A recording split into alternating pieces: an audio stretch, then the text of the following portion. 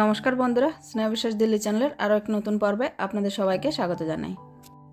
সকাল সকাল ছাদে চলে এসেছি। আর ছাদে দেখুন অনেক রকম শাক হয়েছে, যেগুলো আমি লাগিয়েছিলাম। কিছু হয়েছে ভালো আর কিছু তো এখনও হয়নি। আর এই যে একটা পুঁইশাক গাছ, পুঁইশাক গাছটা বেশ লম্বাই হয়েছে, তাই আমি উঁচুতে একটু বেঁধে দিয়েছি।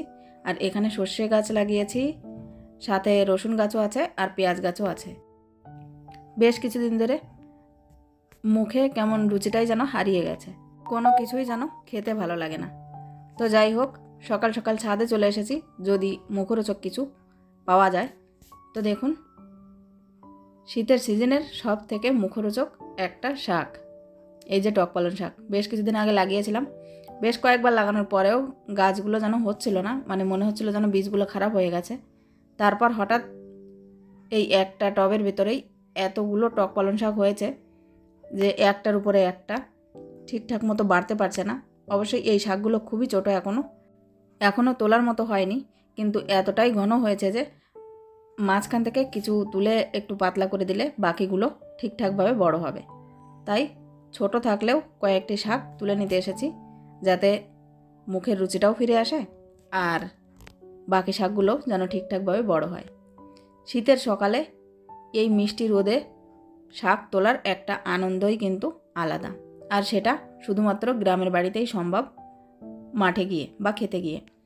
তো এখানে যেহেতু শহরে এটা কখনোই সম্ভব না, তাই নিজের প্রচেষ্টায় অল্প একটু এই জিনিসগুলো উপভোগ করার চেষ্টা আর কি।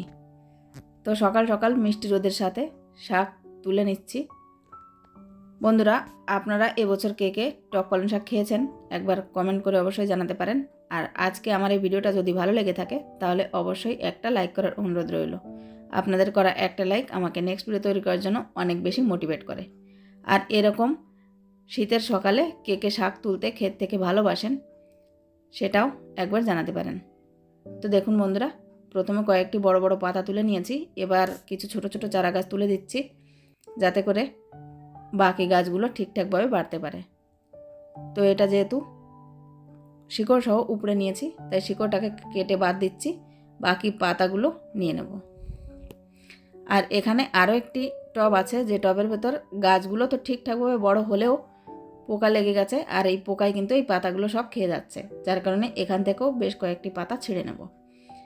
এই গাছগুলো কিন্তু আগের গাছগুলোর থেকে বেশ একটু বড় সাইজের, দেখুন পাতাগুলো দেখেই বোঝা যাচ্ছে। তো বন্ধুরা, সকাল সকাল খুব বেশি পরিমাণ নিলাম না, অল্প একটু নিয়ে নিলাম। আর এই টক শাক বা টক পালং শাক কিন্তু অল্পতেই খুব সুন্দর খাওয়া হয়ে যায়। বন্ধুরা, টক পালং শাকগুলো আমি ছাদ থেকেই ধুয়ে নিয়ে এসেছিলাম আর কিচেনে চলে এসেছি। এরপর ঝটপট এই রান্নাটা করে নেব, সেজন্য কড়াইতে দিয়ে দিচ্ছি অল্প একটু তেল, আর দিয়ে দেবো দুটো শুকনো লঙ্কা। শুকনো লঙ্কার সাথে এই রেসিপিটা খেতে আরও ভালো লাগে। শুকনো লঙ্কা দুটোকে একটু ভেজে নিয়েছি, এবার এই শুকনো লঙ্কা দুটোকে তুলে নিচ্ছি।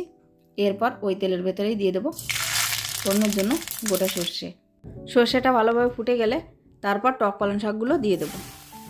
যেহেতু শাকগুলো খুবই ছোটো সাইজের ছিল, তাই আমি আর কাটিনি, আর এর ভিতরে খুব বেশি একটা আঁশও হয়ে পারেনি এখনও পর্যন্ত।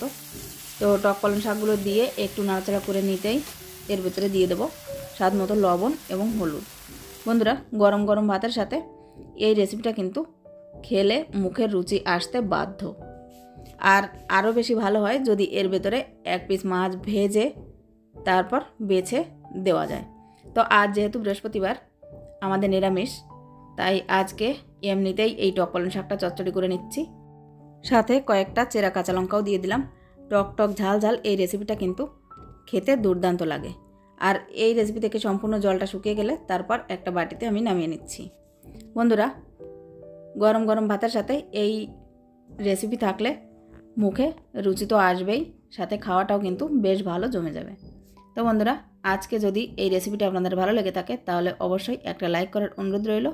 আজকের মতো এই পর্যন্তই, আবারও ফিরে আসবো একটা নতুন রেসিপি নিয়ে। ততক্ষণ পর্যন্ত সবাই খুব ভালো থাকবেন আর নিজের পরিবারের সাথে সুস্থ থাকবেন। ভিডিওটি শেষ পর্যন্ত দেখার জন্য আপনাদের সবাইকে অনেক অনেক ধন্যবাদ।